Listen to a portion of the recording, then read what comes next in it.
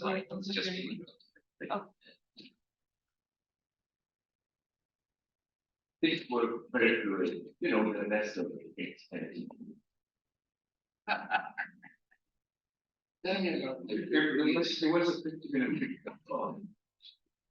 we dated us. And then apparently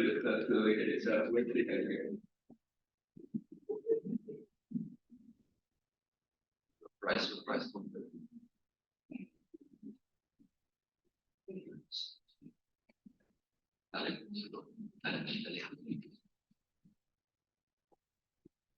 Can you try the pointer again? The pointer? Yeah. To change the slides. Oh. Is it working? No? Okay. Now try it? Yeah. Okay. Right, then it's continue. It's my pleasure to introduce Professor Eduardo Gonzalez from UMass Boston, who's going to give a talk quantum cohomology, cycle elements, shift operators, and Coulomb brackets. Thank you very much for the invitation, and thank you to Ernesto for organizing this. That's very good. Thank you for the invitation. So, what I'm going to talk about is really a collection of results and ideas that I learned from, from graduate school to now even. They have a common theme, and the common theme is, of course, these shift operators. At that time, it was called cycle elements, and there are some sort of it's a tool that has proven to be incredibly efficient to study the problems in quantum cohomology, but also now we understand them as being part of a larger picture. So I forgot to put the name Lupercio there, but I remember that I gave you a brief talk back when I was in graduate school about what the shift operators were. And I gave you a technical description and everything, and you went, clearly, your answer was clearly, you can do this better. So all these years, it has been an improvement in that particular comment. And so then every single improvement that I did on the theory, if I did something else, then I went to Ernesto, I explained, now we have this. And I remember that Ernesto, especially when I did the thing with the Italian, he was like, well, maybe you can do this better. So I think we're approaching to a point where things are getting attended the public community. So this is part of the story that goes with it. So I'm going to repeat things, as I'm saying, that I did with collaborators back in, long time ago, also now, current work. All the mistakes are, of course, my responsibility. Don't blame them, it's only me. Because we're not experts in quantum cohomology, so I'm going to explain the kind of, what it is. So for this setup, I'm going to work on a symplectic manifold. There is just a closed manifold for the moment. Maybe later we can discuss something else. And that is a closed manifold with a two form that is special. So it's a closed and non-degenerate. And I'm just going to consider what is called the monotone case, and there are many reasons for that. So back in, my graduate times, there was a big fight about constructing what is called the virtual fundamental class. And so this monotone case avoids all problems with that. So if you're familiar with that type of, technicalities of the construction of the virtual fundamental class to define homology invariance, then you know what I'm talking about. If not, you just ignore it. Symplectic manifolds, in this case, I'm considering that the symplectic structure is just multiple of the first term class of the tangent bundle. Symplectic manifolds come, in a very big family. Keller manifolds is one of them, and they're very well known to be rigid. So there is no really local type of invariance. Locally, all of them look the same. There is, I forgot to write the Darboux theorem, but all symplectic manifolds locally look like just R to N with the standard symplectic form in R to N. So there is nothing there. And therefore, the theory becomes more topological in nature. So we're looking for some sort of global invariance and so on. So that's more or less the story. So the quantum cohomology associated to a symplectic manifold is just a deformation of the usual cohomology. So you choose any cohomology that you want to use, simplicial if you want. And then you introduce some parameter space. It's called the Novikov parameter, the Novikov ring. And this will take care of, the deformation of the product is given by counts of curves. And so this will take care of the degree of the curve in some sense. So that parameter. So the formal definition of what the quantum product is in here. And this is the most general definition. This is called the big quantum product. So if you take any class A and a class B homology, and then you want to form that product, then you test it with a test class C. So the pointer is not working very well here. Just see if I can another pointer. Yeah, this one. I don't know if you can actually see it. It's a little bit better, but you take this test class, and then this is a sum of what they are called the so-called Gromov-Witten invariants with n plus 3 insertions, the class A, the class B, the class C, and then n both deform. This gives you both deformation classes, and then you multiply by q to the certain degree that you assign to A. In this case, it just comes. Essentially, you can just take the first chain class evaluated in A and then divide by the factorial. So that gives you the definition of the big quantum cohomology if you want. And the Gromov-Witten invariants count curves with incidence relations. So J-chromatic curves in some sense. So you need to make some choices. It's practical geometry. In algebraic geometry, you don't have to, but it's practical geometry. You usually have to take a particular type of almost complex structure, the variety, and then you can do discounts formally. So the modalized space that is relevant is, of course, the modalized space of J-chromatic curves with a particular fixed class in the target manifold M. So this is more or less the classical definition of quantum cohomology. And then for many cases, you want to know, well, how is this ring computed? What type of relations you can get in the ring? So those are the sort of questions that we're interested in. For what type of, what class of varieties you want, you can compute this ring. So at that time, probably in right when the definition of quantum cohomology was still in development, the formal one. So Paul Seidel introduced a automorphism, actually an action called the Seidel action or the Seidel construction in quantum cohomology, and it's given as follows. So suppose that you have a circle acting on your manifold M, right? And so you look at the loop in the automorphism group of M, and you should assume that it's Hamiltonian. That means that the vector field generated by the action, it's actually defining. So that vector field corresponds to a one form using this symplectic structure. Then you assume that one form is exact, and so it's exact given by a particular Hamiltonian function. And so you choose that function, and then you just leave it there. So in that case, you can form this space. It's called the Seidel space or the twisting space. You take two copies of the disk, and then you multiply by n, and then you clutch them to the action of the manifold. Okay, so that is essentially what you do. That gives you a twisting space that incorporates the action in that. So that gives you a bundle over P1. So you're thinking of P1 as being just do this together, and they glued together, and then you consider the modularized space of all J-chromatic sections in a particular given class, just as in the picture the person. I mean, I should probably do a better job drawing these things, but. So that modularized space, on the particular type of conditions will be a nice, well-defined space that carries a fundamental class.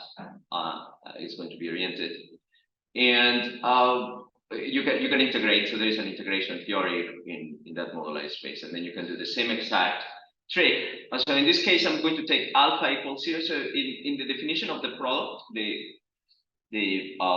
big quantum product, you can just take alpha equals 0, and that's called the small quantum cohomology. So for this case, you can just do that exactly. And so the Seidel action or the element or the map is defined as follows. So if you give me a class in homology, okay, so go homology or homology, it doesn't really matter which one you use, that one. Then I want to define this particular element in the small quantum cohomology, and again I take a test class and I made a mistake. This shouldn't have the check. It should be B. So as A, whenever you take B, forget the check that the person had. It's just given by the Gromov-Witten invariant with two insertions. This Gromov-Witten invariant is taken in the space. We target the space X gamma, the one that I just constructed, the Seidel space. The classes that you take, so the section classes that you have, it doesn't really matter with which reference section you take. It's usually customary to fix a particular section class, and then all the other section classes will be of the form A plus that fixed section, A plus sigma that appears in there. So to make things easier, what you can use is the Hamiltonian function. You look at the maximum, because it's a Hamiltonian function in a compact space, it will have a maximum and a minimum. And so you will take the maximum point, and that point corresponds to a fixed point of the circle action. And then you take that fixed point, and that defines a natural section on the space, which is the space that appears in there.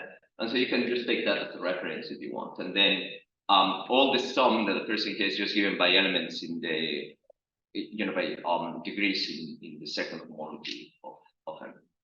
And so the Seidel action is defined in this particular way. And in Seidel's paper, the property that it has is that whenever you take the product of A and B and then you apply the Seidel, then it does not, it's not that homomorphism. It acts as multiplication on that particular element. So then whenever you evaluate the Seidel action of the identity, right, then that gives you an invertible element in quantum cohomology. It's going to be invertible because if you rotate with the action gamma, then the opposite action will be the associated invertible Seidel element. So that's the inverse. So it's an invertible element in quantum cohomology, and it relates to the quantum multiplication by this particular relation. And so it's an actual representation of the fundamental group of the automorphisms, of Hamiltonian automorphisms of the symplectic manifold that we have. Okay, so another way of thinking of this is one can take, I forgot to mention that you're seeing over here X. So the bundle that you have is an X bundle, right?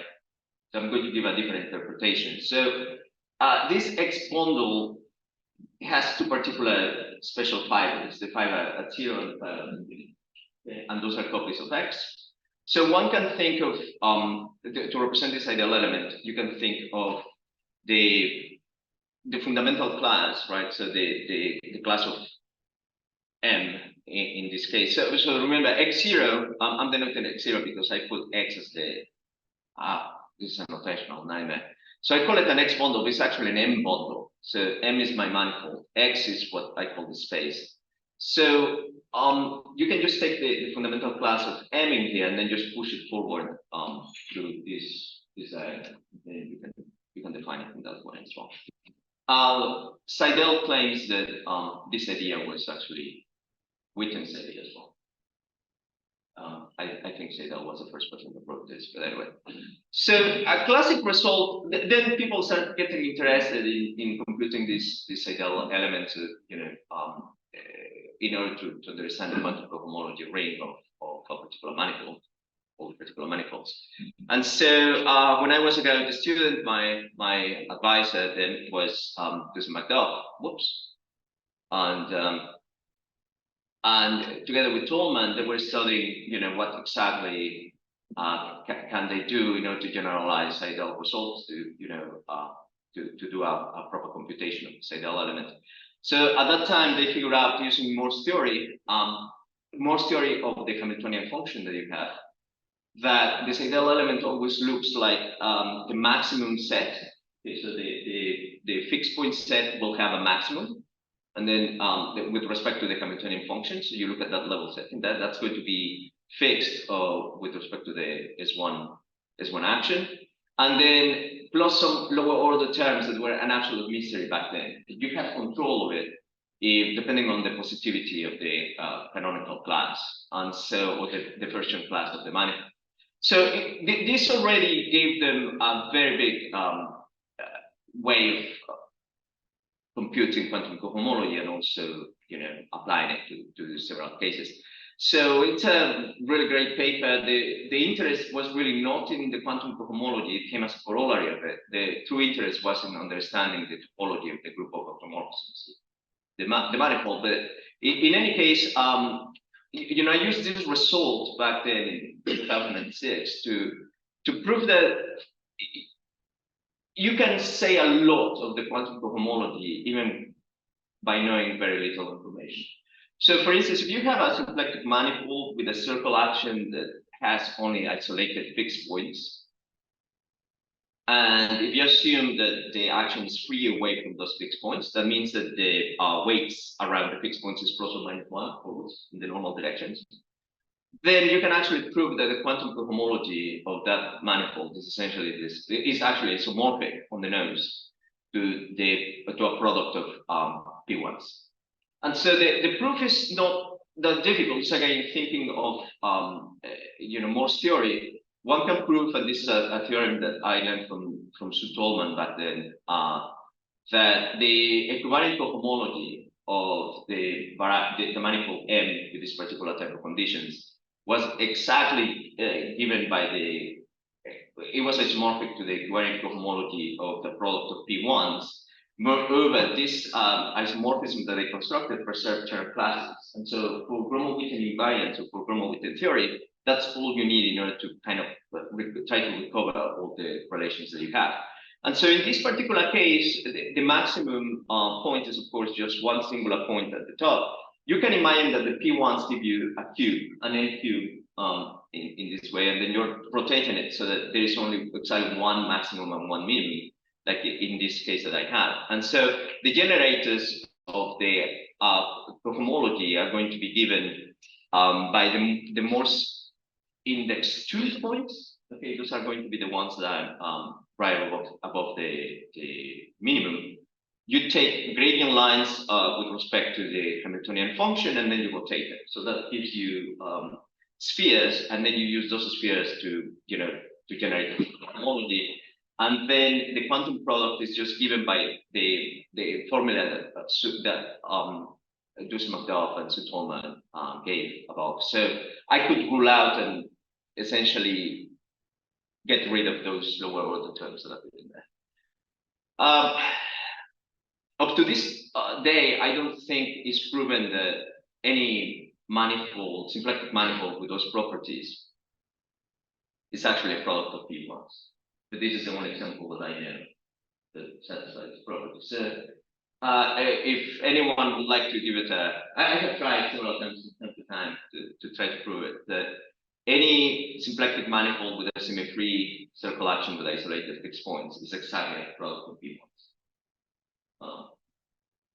It's a conjecture. I don't really know how to. I have tried it and failed so many times. I mean, I even gave a thought and then someone found it.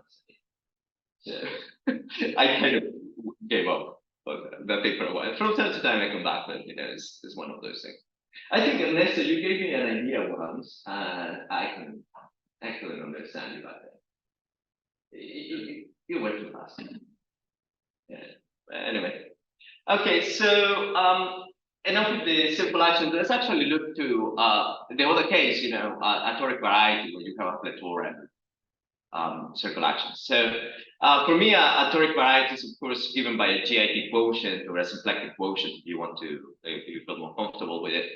So the symplectic quotient by Cn by a subtorus. So you look at the torus acting on Cn, capital N, and then you choose any subtorus of that, and then that gives you a toric variety of complex dimension, the difference of the N and the R. I'm going to call it N. But I'm going to look at the circle actions given by the ones coming from the big torus. So those ones are going to fix the toric devices. So it's essentially the idea is that whenever you look at the quality of description of the toric variety, the fund, whatever description you want of the toric variety. So there are exactly any toric devices associated to that toric variety if this quotient is properly done. And then those toric devices will generate the homology with certain relations. So back in 1993, I think it was probably 1994, Batyriev gave or proposed a computation of the quantum homology of rings. So I'm going to call it the Batyriev ring. That is just polynomial in some particular field that you choose the Novikov ring if you want as well. I forgot to write the Q variable. So please add the Q in that description of the ring. And then the quantum Stanley-Reisner is called quantum because it's the same relations of Stanley and Reisner, but just modified by the quantum product. So it's just a quantization of it. And so it's given as follows. The devices, of course, obey certain additive relations. So you want the W's to obey those additive relations as well. And then the multiplicative relations are given by this relation over here. Whoops. So it's the product of all the W's raised to the pairing that you have with the mu's that appear in there are essentially the weights that define the toric variety. So over here, the torus TR is acting with n weights on Cn in each one of the coordinates. You pair that with one of the degrees. And the ones that are non-negative and the ones that are negative, I'm separating those products on the two sides. And then the one with the negative will get the Q to the D power. And so that is the Batyriev ring. And Batyriev correctly guessed that that was the correct computation in the case when the variety was finite. So there is that the first term class is positive. Okay. So a lot of work was done. In general, people realize that this will fail somehow, and because of the lack of positivity. And then Leventhal introduced equivariant homology invariance, and so many other ideas in mirror symmetry. In particular, he discovered that the representation of Batyriev is still correct, but you have to do some quantum corrections to the representation. So it's still isomorphic to the Batyriev. The quantum homology of the toric variety is still isomorphic to the Batyriev presentation if you do what is called the mirror symmetry transformation, which is given as that. So you have to introduce a new system of coordinates, the y's, right? And then there is a function I that comes from the B model. So those come from some Yukawa coupling thing. And then the A model is the J function, which is a Gromov-Witten theory part. And then after this mirror transformation, then they agree on the nodes. The quantum relations are given by some differential operators that annihilate the J and also the I in this particular case. And so this is the type of mirror symmetry that Leventhal, I call it enumerative mirror symmetry just to make the difference from homological mirror symmetry. But then the Batyriev ring, and also Leventhal point this out, is essentially the Jacobian ring of a certain potential function that is called the Koribaffa potential or superpotential, depending on who you talk to. And that Jacobian ring is just given by it's a polynomial function, and then you divide by the derivatives of the superpotential. So that's coming from singularity theory. All right. So once that was done, then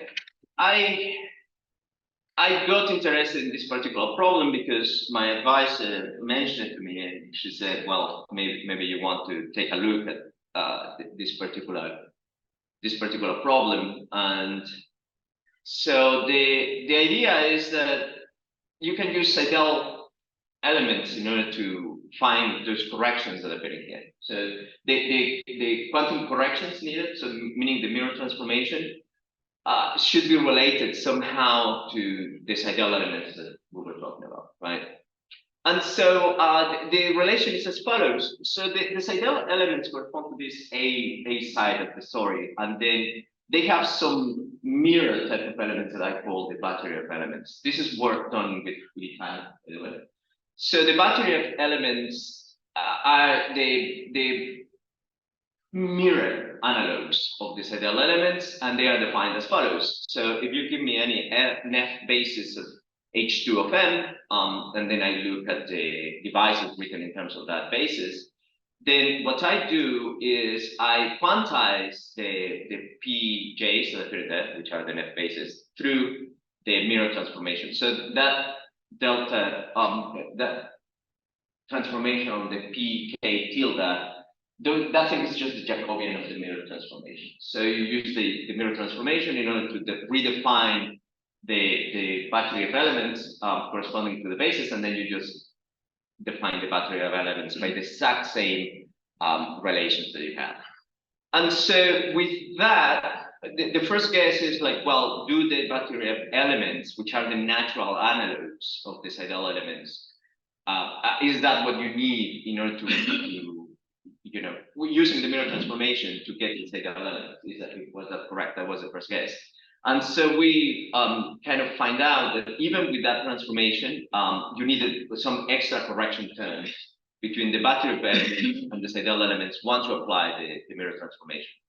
And so we were able to find the exact difference between the battery of element and the ideal element using an explicit relation, you know, x minus g0 y. So that particular expression, you know, it sounds a tiny bit ad hoc in principle, because, you know, it's just trying to relate the two elements that appear in there. But then we realized that really the problem is that these ideal elements satisfy the multiplicative relations of the battery of ring, but they do not satisfy the additive relations necessarily of the additive ring. So that's essentially the key. Whereas the battery of elements do satisfy the additive relations, and they are naturally related to the mirror transformation. So the mirror transformation itself, you can think of it is, you know the mirror transformation if you know those battery elements. And so the relation between the two theories is by, you know, just trying to understand what the relations is. What we did, you know, the idea of the proof is just use the Seidel construction for each one of the circle actions that you have, and then you compute you apply the given mirror transformation on the total space of the Seidel space. So nothing really new was going on until, you know, you start getting into actual computations, just to understand what is happening. So this is the second Kirchhoff surface as a toric variety. So you can think of the projectivization of the O1 over P1 plus the trivial sheaf. You just projectivize that, and then you act on it. Well, that projectivization is like that. So you can think of it as being a quotient of C4 mod by a 2 torus given by the weight 0, 1, negative 2, 1, 0, 1, 0. That matrix does not appear at the top there. You can probably see it. This is the diagram. You know, those arrows that appear there. So that is the weight diagram, the weight lattice that you have. So I'm going to take Q1 and Q2. I know that I was using a single Q before. In this case, it would be good just to separate the two Qs, the two curve parameters. So my first P1 as a basis is going to be the fiber of the Kirchhoff surface whenever you see it as a bundle of P1, and P2 is going to be the section at infinity. With those descriptions, then the divisors are given by, you know, D1 is P2. It's given by the matrix that appears above. So if you look, the first divisor is just P2. The second divisor is P2 minus 2 times P1. D3 is equal to D4, and it's just P1. And so Giventhal computed the mirror transformation explicitly. It's actually in his original paper the equivalent on this mirror map business. It's also in traditional books now. So it's given exactly by the y1 is equal to q1 divided by 1 plus q1 squared, and then the y2 is equal to q times 1 plus q1 in that way. And so the battery of construction is just given by those particular formulas that appear in there. So I'm not going to read them. You can just stare at them for a second. And then if one does the computation of the Seidel elements, and according to the theorem that we have, the only thing that creates a correction is this D2 term of the term that corresponds to the second battery of element, this second ray that appears there. There is a difference. So the correction term that you have to do is the 1 divided by 1 minus q1. And the problem really comes from the following. The corrections are necessary only to whenever you pass into the fan polytope or the fan description of the toric variety, the B1, the B2, the B3, and the B4 are the generators of the fan in the toric description. So if one of those generators is in the boundary, the relative boundary of the whole of the generators you want, then that causes a problem. If it's a vertex, there is no correction. If it's at the relative boundary, there must be the correction that we had, and that only happens in the net case. If it's inside the hole, then you have a lot more problem. So the corrections are much more high. And so, for a while, I was also involved, or I am still involved in gauge Gromov-Witten theory, which is a Gromov-Witten theory associated to the quotient stack X mod G. And for the people that have followed this type of talks in the past, this theory, this whole idea really is related to the quantum, to Woodward's quantum Hilbert map. So you can look at the gauge theory associated, the equivalent quantum gauge theory associated to the space C4 in this particular case, and then you see this particular toric variety as C4 mod T2, and then you assign a quantum K1 map to that GIT quotient, and then you can recover the same formulas as above. Okay.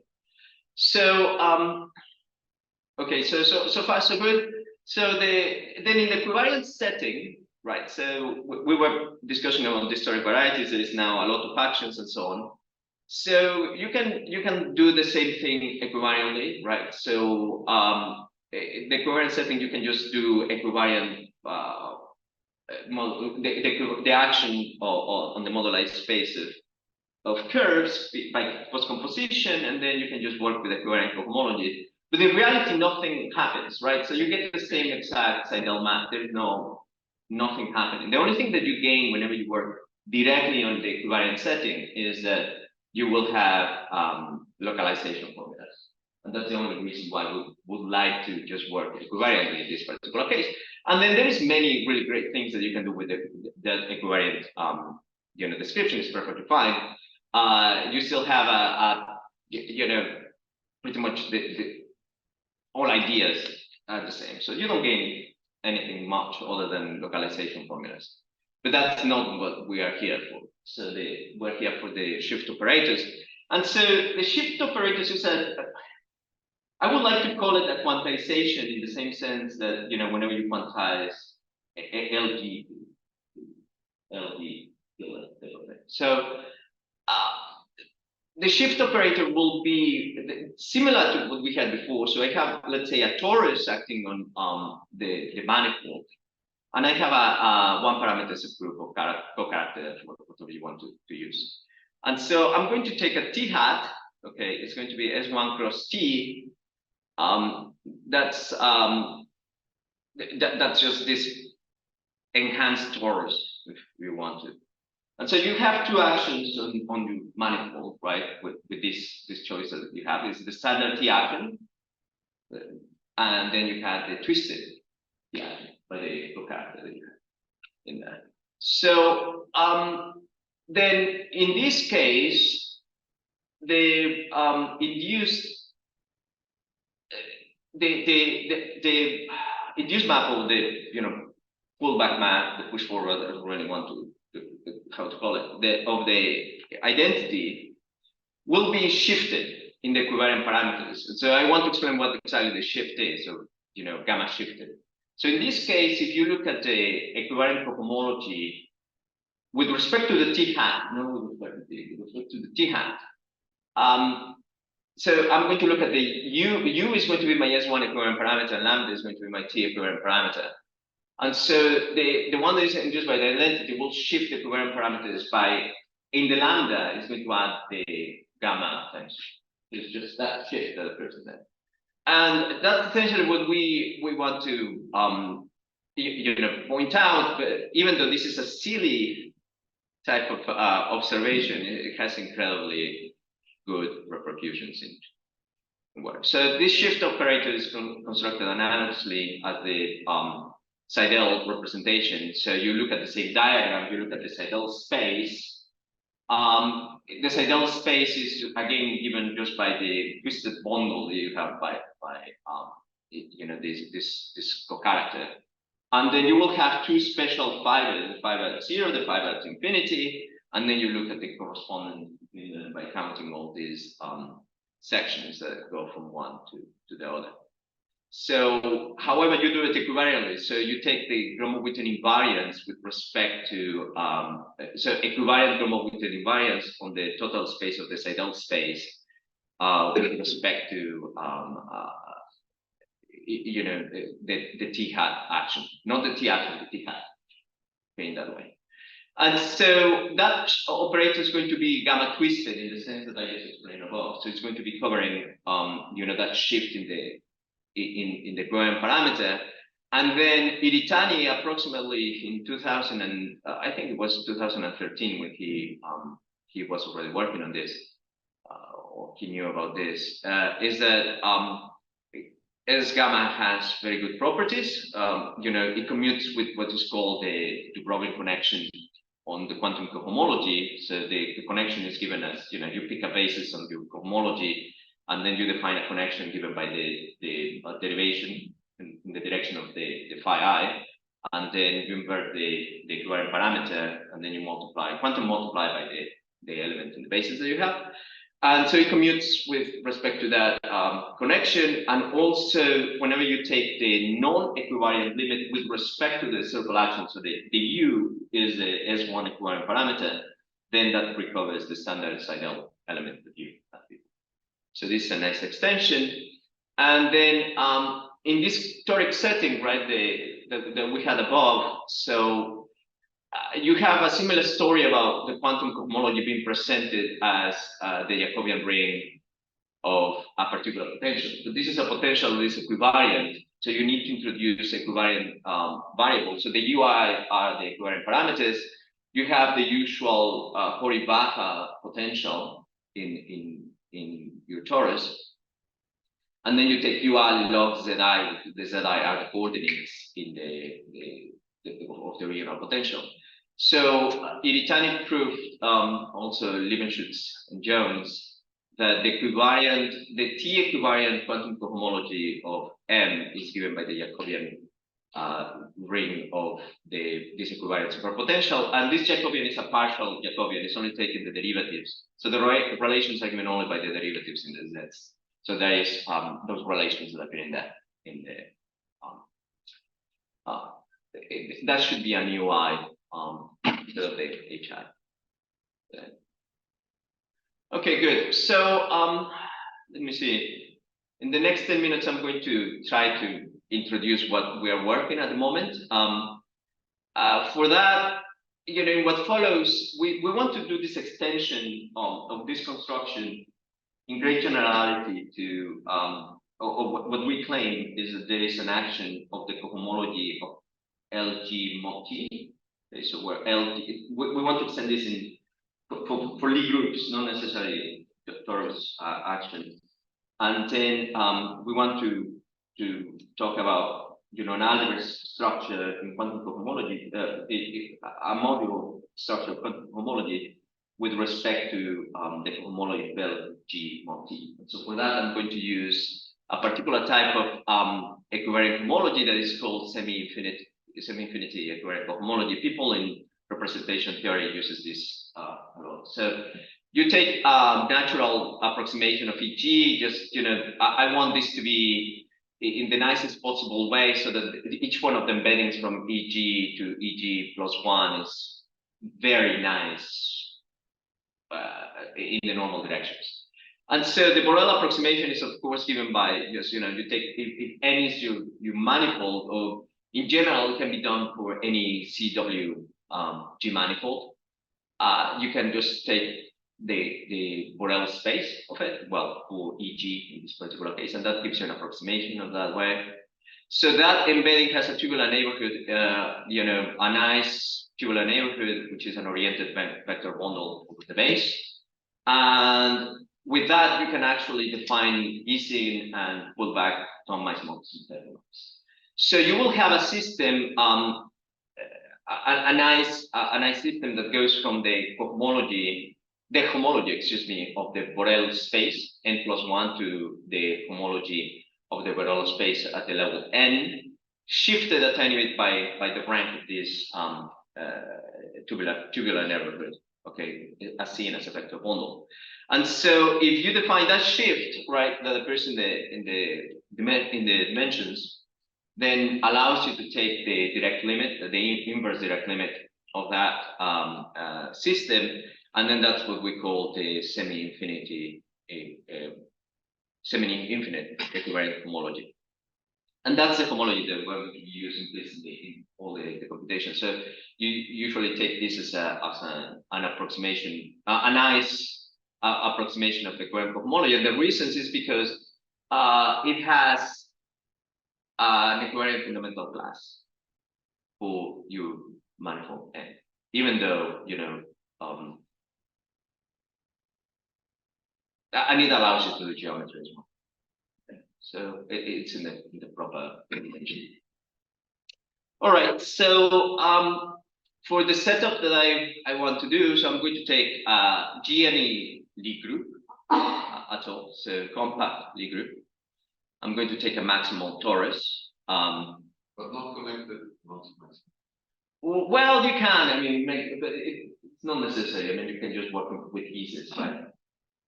Definitely, but let's say connected and everything so that it's beautiful and nice, right? GLN, but nice choices. And so you look at the Weil group of the particular torus that you chose. Let's go to W. XT is going to be the co-character lattice of the torus. And then the affine Weil is just the this twisted product of W on XT. So the Weil acts on the co-characters in a non-trivial fashion. So then you take the product of that gives you the affine Weil. And then just as before, I take this enhanced torus by S1. Okay, so I'm going to call it S1 cross T. And I'm going to take, in this particular case, the base ring is going to be the cohomology of BT with certain shift in the degree. And this is essentially the same as the homology of BT hat, which is, just the symmetric, the polynomials. And then Fi is going to denote the field of fractions. Just in case, we will use probably localization at some point.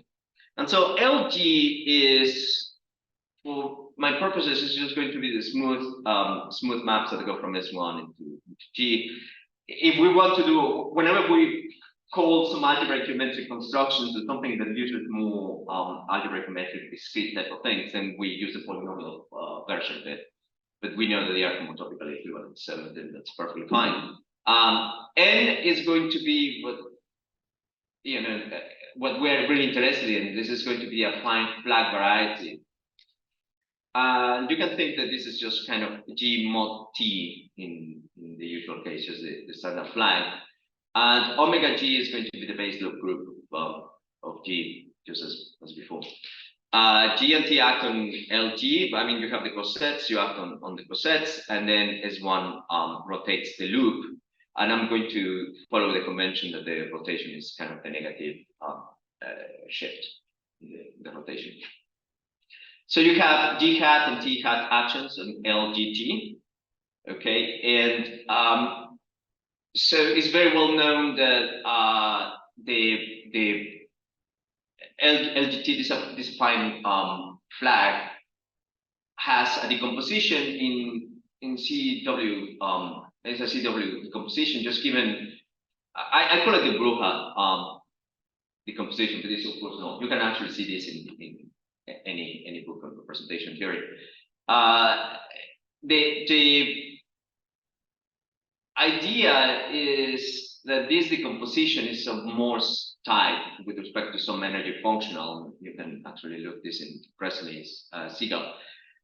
The fixed points of the energy functional are essentially given by those elements in the affine while, and so you can use those and then you flow down. And anyway, it gives you a CW type of decomposition, a really nice one.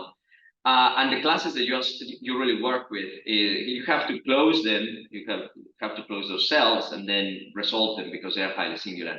But anyway, what I want to claim is that this cohomology theory that we working with is just given by the sum of these pieces that appear in that. So I'm going to be working with that. So this cohomology has something called the convolution product, and the convolution product is a complete topological type of construction. So you are going to look into, so what I want is an associative product that goes from the equivariant cohomology with respect to T hat of LG mod T to LG mod T. And so to do that, notice that whenever you have LG mod T, right, is essentially the same. This because this is a free action to work. This is equivalent to working with the equivalent cohomology of T hat cross T. So you get an extra torus. You have to shift by a degree of LG. So if you work with the S1 cross T action on LG, given by what we just mentioned. So in general, n for any n that you have. So I'm going to be thinking of that action on LG. And so if you give me any n that is a T hat manifold, then what you can do is look into this diagram that appears in here, right? So you have a Kuneth product that goes from the equivariant cohomology T hat cross T of LG times the equivariant cohomology T hat of n into the equivariant cohomology of T hat cross T LG cross n. Then you integrate by fibers, or using this integration by fibers, and then you descend to LG cross NT, and that gives you a particular map, integration of fibers in that, and then that's essentially having this particular topological product. So the important thing is that you are taking any class that is in the equivariant cohomology T hat LG mod T of the affine flag, and then you can multiply it with the equivariant cohomology of n, and that gives you an equivariant cohomology class of the twisted space LG cross NT. And so this is not yet the convolution product. This is just a topological construction that you can do for any space n that has a T hat action. Okay, so that construction that appears in that, and then the multiplication on LG, right? So you have a multiplication. You can descend that multiplication on LG cross T, LG mod T, and then you apply that multiplication. That gives you that map. The point is not working. Let's see if this one works. No, not yet. So the whole point is to get this convolution map. You compose the topological one that I just constructed above, and then you multiply. You take by the multiplication of the induced map. So that gives you a convolution product on LG mod T, and this is the one that we are working with. So for those who like to work on fields rather than the algebra itself, you can decompose. So you can pass by tensoring with the fraction field. You can decompose the cohomology of LG mod T as copies of the fraction field with certain generator CW. And so the convolution product is going to be just given by taking a net, one element in the basis, convolution F2E an element in the basis. Remember that the basis is parameterized by the elements in the affine while, and so that's just F1 applied in the W1 acted on F2, so it's not trivial, that action, and then times E W1 W2. So this is what is called the convolution product. And what I am probably going to describe tomorrow is an action, or yes, so a product that goes takes the equivalent homology HT hat LG mod T, which is also called the Nil-Hecke algebra. So I'm going to describe an action of that Nil-Hecke algebra on the quantum cohomology tomorrow in the compact case, and probably try to extend it in if there is time on the non-compact cases with symplectic homology, and I'm going to try to describe how all of this is really related to what is called the Coulomb branches. Well, okay.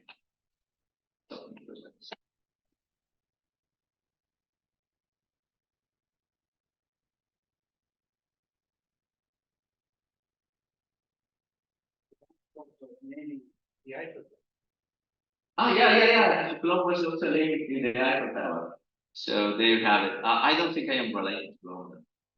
Maybe you know, in the lineage, but I think Newton. I think I am all the way from Newton. If I last time that I checked, probably they added new names if you go back and read probably yeah, maybe.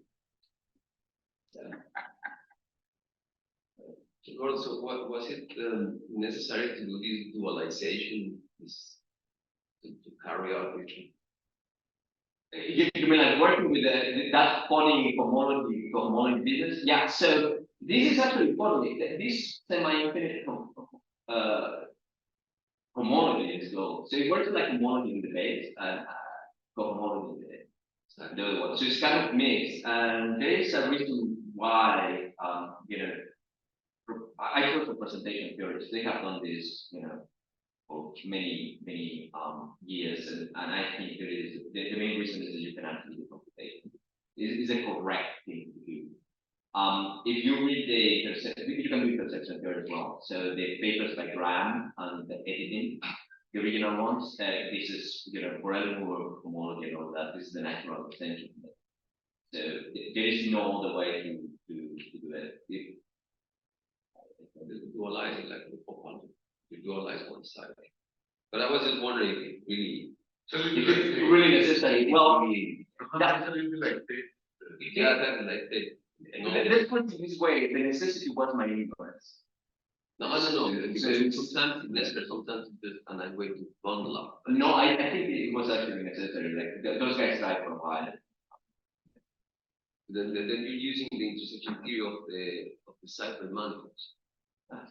Instead of the model. Can I ask? Yeah.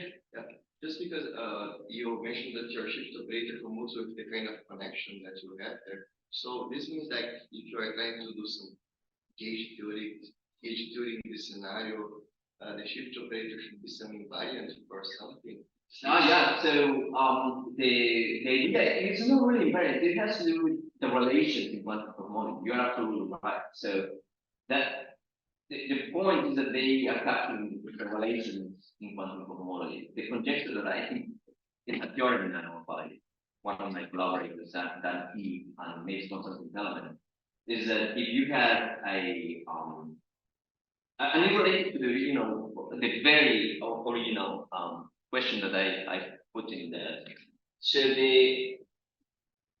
the whole thing is that if you work in equivalent cohomology, instead of and you use the shift, right? So you're essentially detecting the relation, and the relation should be kind of the sidereal element equal to 1, multiplied by some people, which is I didn't write it in there. Where is it? I'll probably did. So it's related to that example. So if you notice the sidereal element in that case is given by the maximum component of one of the S1 actions. So it's the xi in this case. And then if you put the one in there, so it's like S1 equals Q. So which is two times the identity. So that gives you the relation. So that was the conjecture. I think it's proven that way.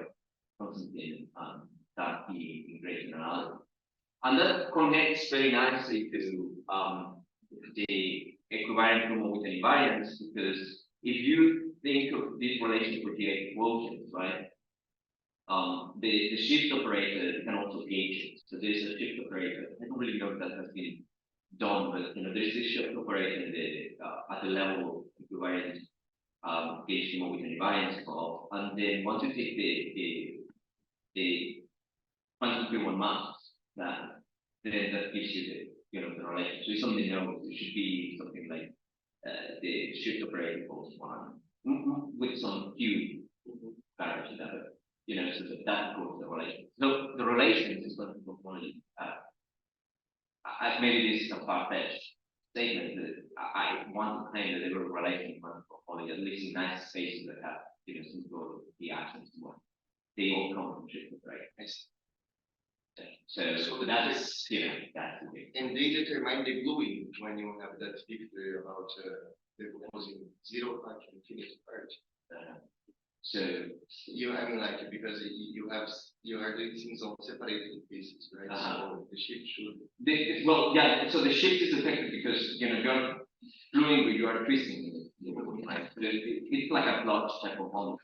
And there is a general statement about this. I think next that you work with engaged global with the environment, then you can work with any PE model.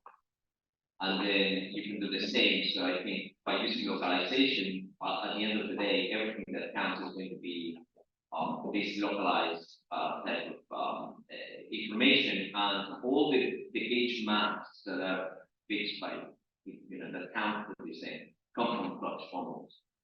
And so there is it's related to this because LD mod D is related to the space of the formal.